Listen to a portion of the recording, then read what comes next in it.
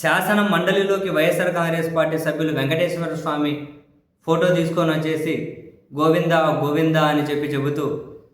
So మొత్తం మీద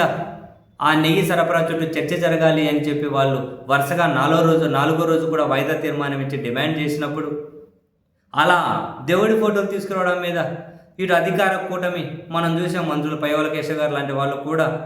మొత్తం వాళ్ళ కంట్రోల్ కోల్పోయి చెవిలో ఉన్న హెడ్ ఫోన్స్ కింద కొట్టేస్తూ ఉన్నారు, ఫ్రస్ట్రేషన్ గురవుతున్నారు, దేవుడితో రాజకీయం ఏందంటున్నారు. అండ్ వాళ్ళ పత్రికలు, వాళ్ళ మీడియా అయితే వాళ్ళ టీవీ ఛానళ్ళు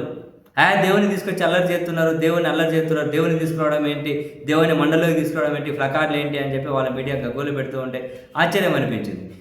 బేసిక్గా నెట్టింట కూడా దీని మీద భలే చర్చ జరుగుతూ ఉంది. అదేంటి, అసెంబ్లీని దేవాలయం అంటారు కదా,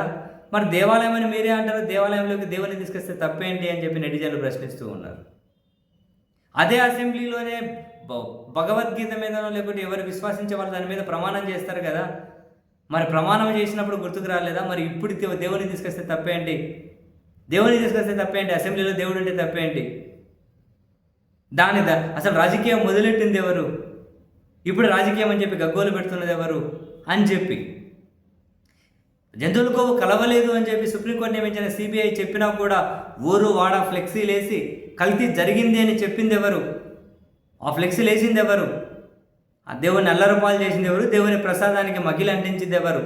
ఇప్పుడు దేవుడితో రాజకీయం అని చెప్పి గగ్గోలు పెడుతున్నది ఎవరు అని నెట్టింట కూడా పెద్ద ఎత్తున చర్చ జరుగుతుంది. ఏమైంది, నిజంగానే కదా, ఫోటోలు తీసుకొని వస్తే అంత పెద్ద తప్పు అయిపోతుందా, ఫోటోలు తీసుకొస్తే తప్పులు కాదు కదా, భగవద్గీత మీద ప్రమాణం చేస్తారు కదా, అసెంబ్లీని దేవాలయం అంటారు కదా, ఇవన్నీ ఎట్లా తప్పవుతాయి అని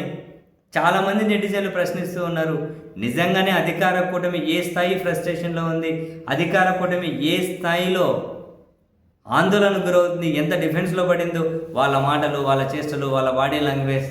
ఇవన్నీ గమనిస్తే అందరికీ ఈజీగానే అర్థమవుతాయి.